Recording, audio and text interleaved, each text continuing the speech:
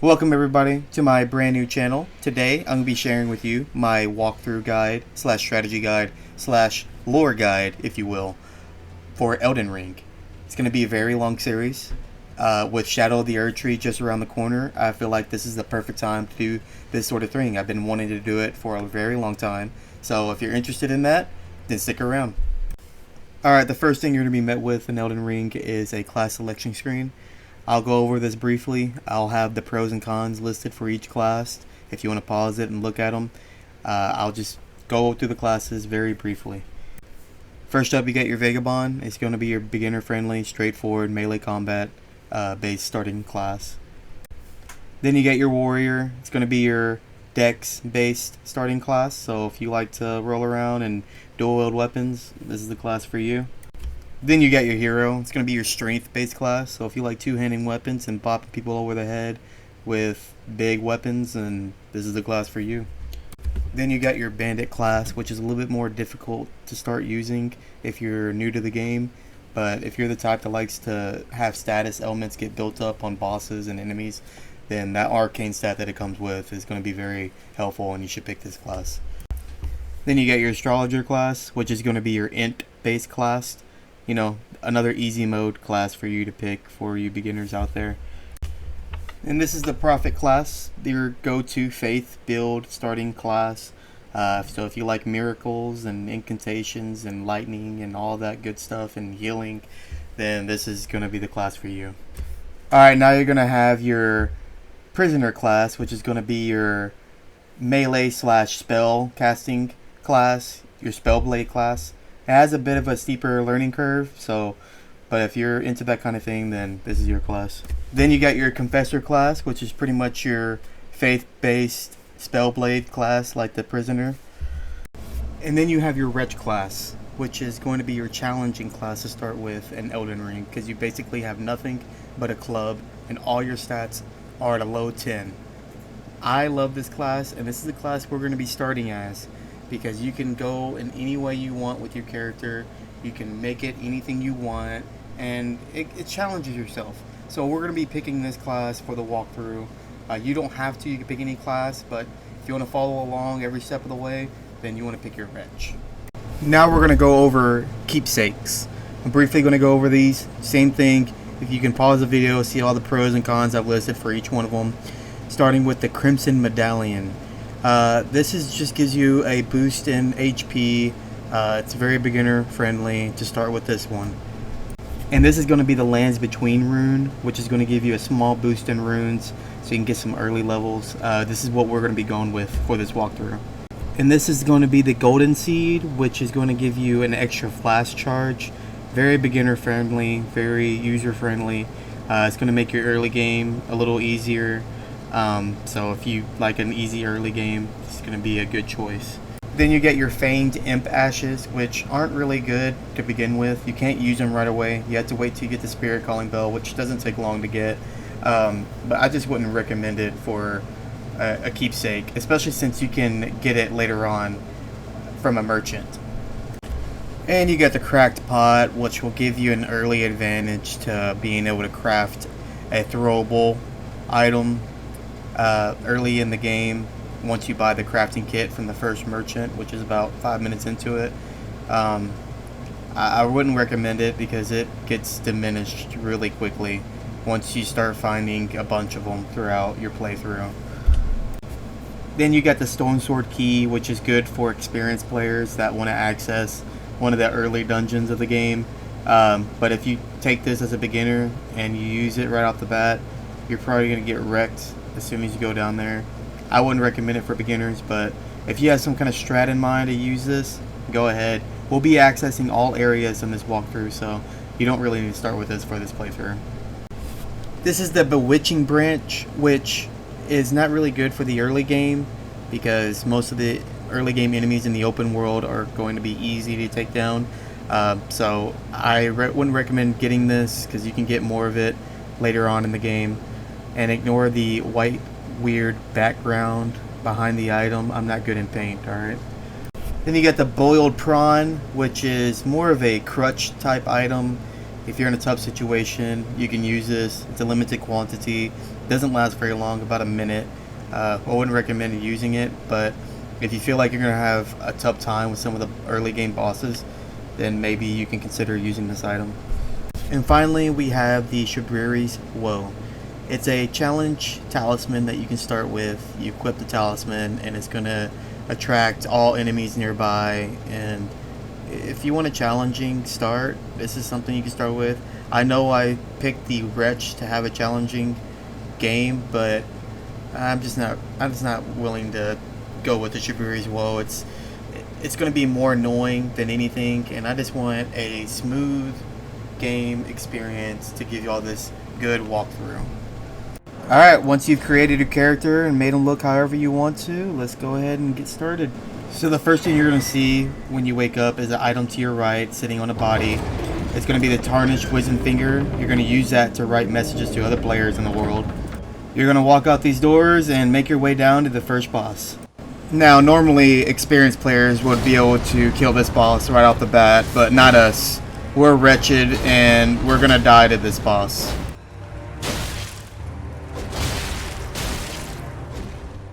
So once you wake up from getting wrecked by that boss, you're going to get your HP flask and your FP flask, and you're going to jump down the hole to your right to start your first dungeon.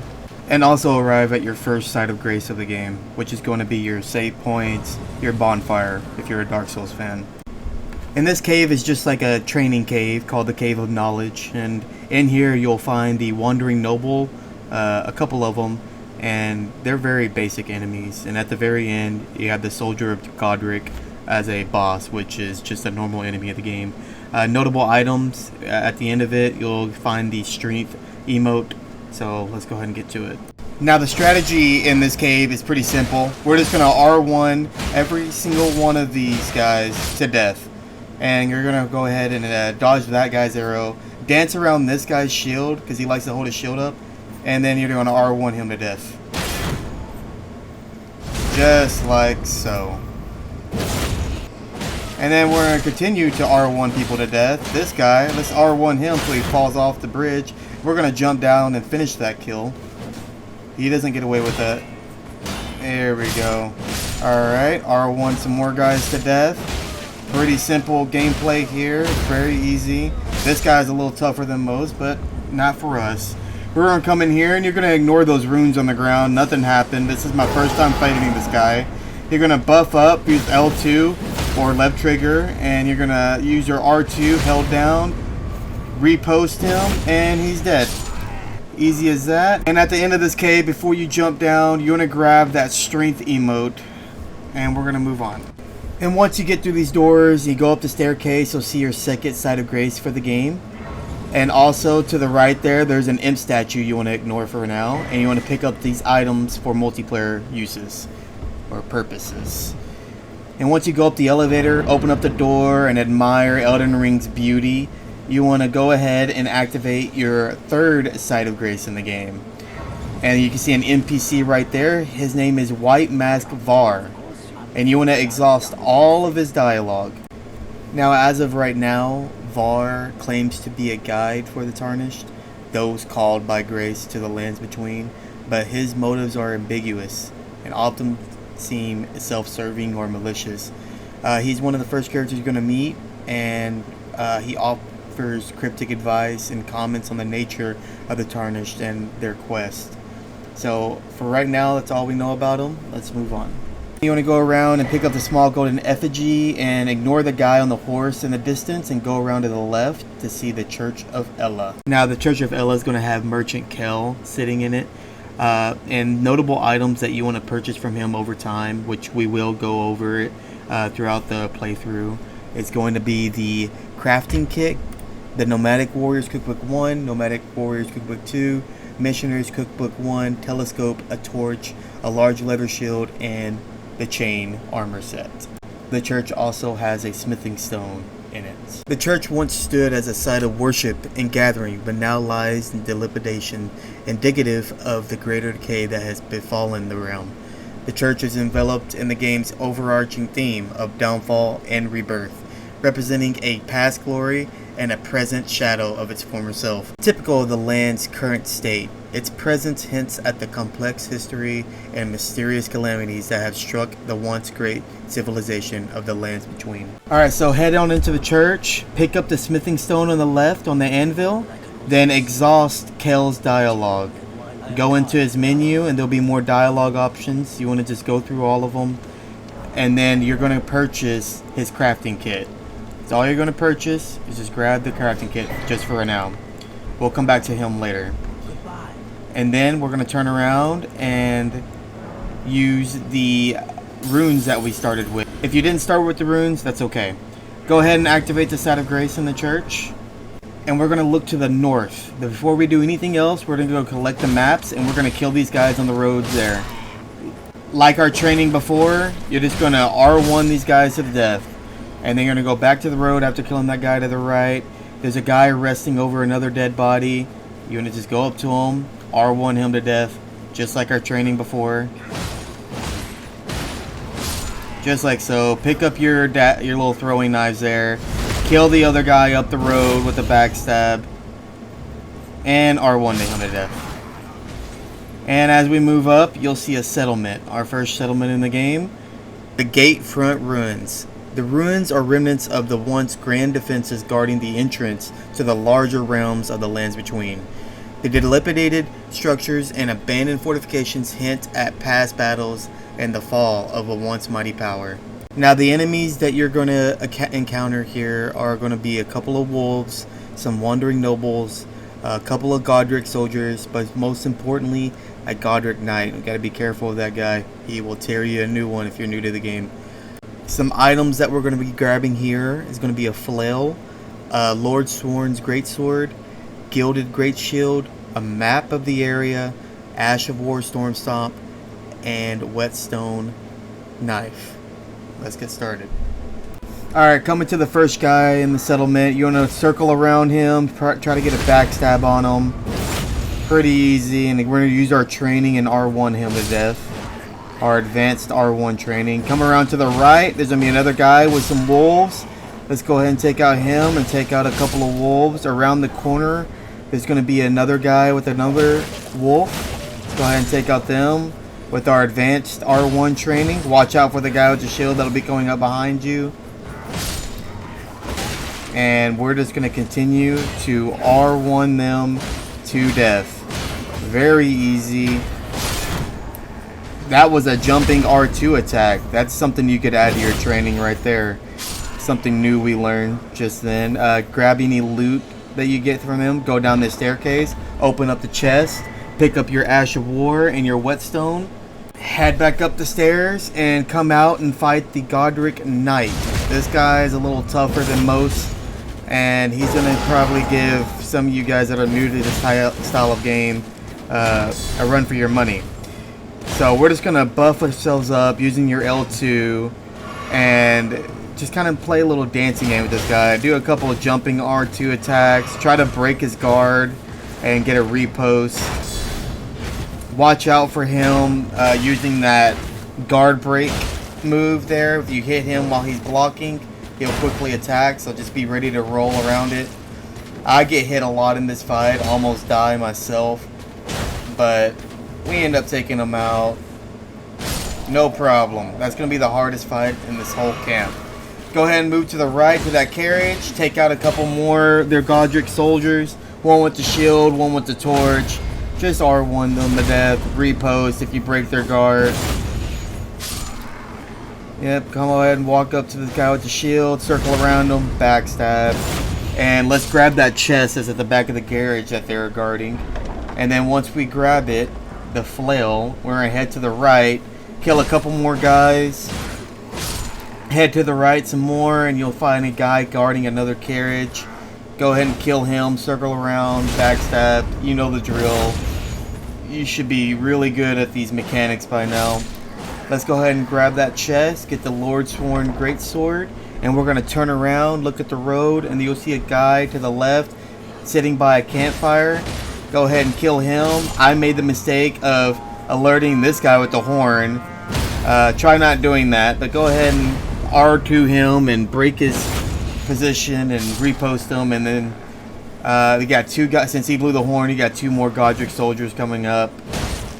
Normally, if you do not alert him, you can just go kill them too without them trying to sneak up on you.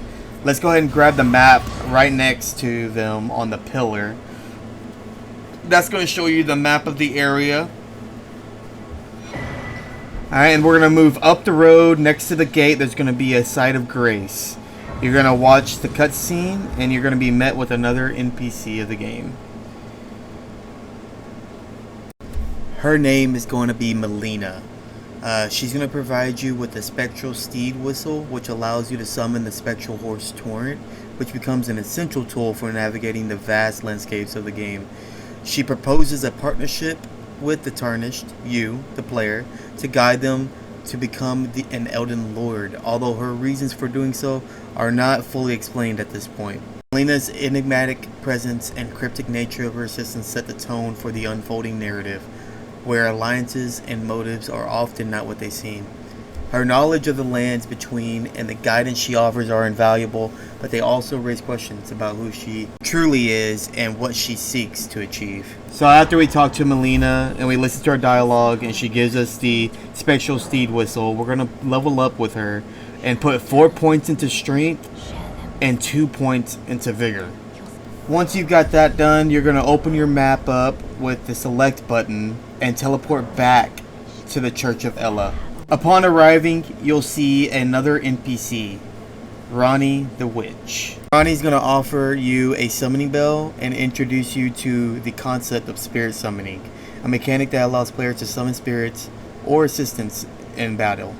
This gift and her knowledge hint at her deep connection to the arcane and the otherworldly aspects of the lands between. From the start, Ronnie's demeanor and dialogue suggest that she is not just a simple witch, but someone of significant importance with a complex history and hidden motives. You want to exhaust all of Ronnie's dialogue until she disappears, and then open up your map and put a waypoint exactly where I put one. You want to open up your inventory menu, go to the right, select one of those empty spots, put your spectral steed whistle there for quick access.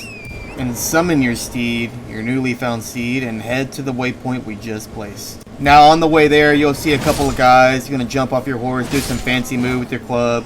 You can, or you can just completely ignore them. In this playthrough, I'm going to go ahead and kill everybody, including the guy with the torch. And then we're going to proceed to the waypoint. Once you get near the waypoint, you'll see a door that you want to enter. This dungeon is going to be called the Stormfoot Catacombs, the first of many catacombs we're going to be entering in the game.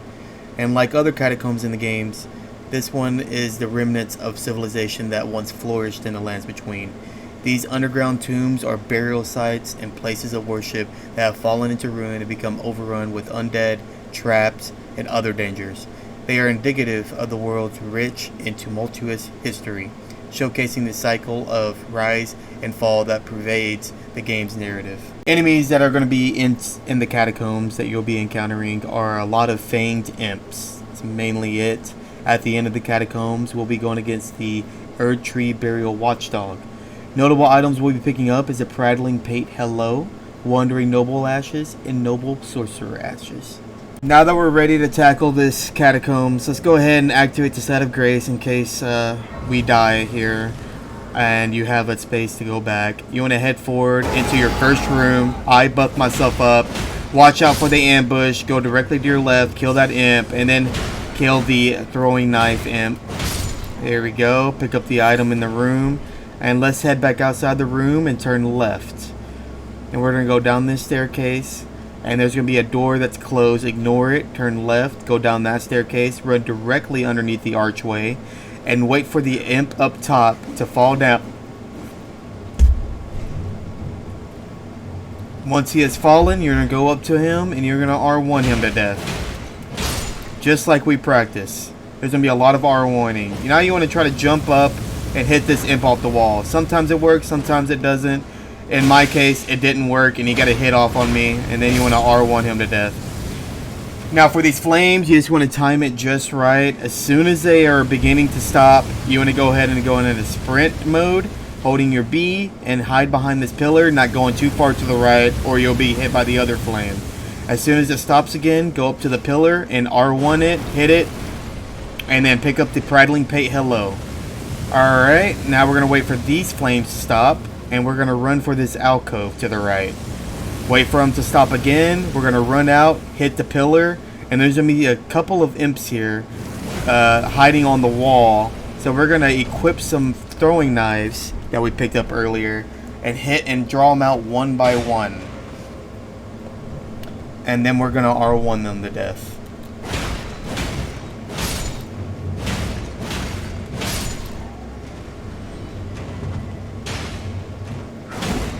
Alright, there's going to be a couple of imps that are sitting down here.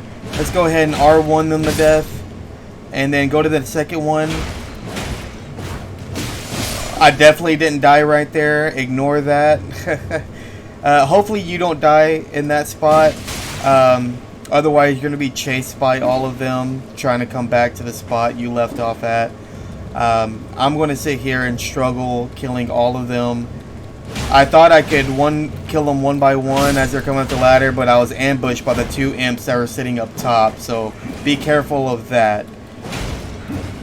And hopefully you won't be in the situation I'm in and getting gangbanged by all the imps up here, because they can really do a number on you if you let them. So you got to be very careful.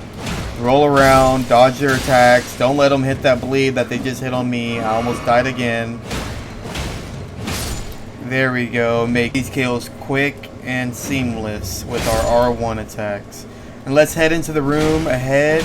There's going to be two more imps in here. Just spam your R1 button and grab these Wandering Noble Lashes. And we're going to come back out, jump on this platform, go ahead and kill this imp that's hiding in the dark. There we go. And then we're going to pull this lever and head back up the stairs. Through these doors is going to be the boss room. I recommend going all the way up, resting at the side of grace, and then coming back to this boss door so you can be fully prepared like I did. The boss is called the Erdtree Burial Watchdog, and there is many of them in the game, so this is going to be the first of many.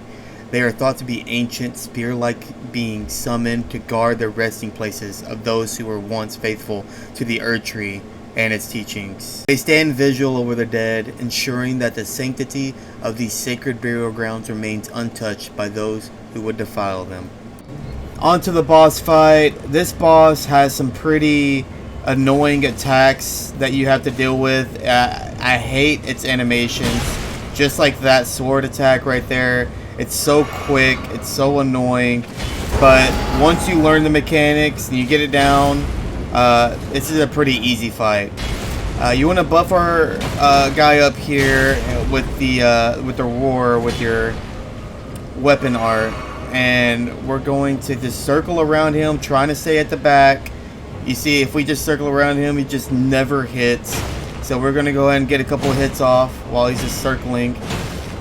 As long as you keep him locked on and just circle behind him, dodge whenever he launches when he comes down at the ground like that, because it sends a shockwave that'll hit you. Watch out for his tail attack. And again, just circle around him. Eventually, you're going to get a repost, and the fight is pretty much done. All it is locking on and circling around him. Once you defeat the boss, you'll get the ashes, and then you'll come to this little blue spot, and it'll allow you to leave the dungeon. And once you're at the entrance of the dungeon, go ahead and open up your map, pressing the select button and teleporting back to the Church of Ella. And that's going to do it for this part of the walkthrough. I know it was kind of short. We didn't get a lot done, but it's also because I had to explain all the classes, the starting items, and get you used to the basics, the basic mechanics of Elden Ring. The next part, we'll be doing a lot more boss fights, covering a lot more of Limgrave. It's going to be a lot more content, I promise.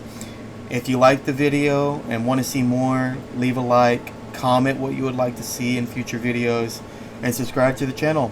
Until then, I'm not good at outros, so see you next time, guys.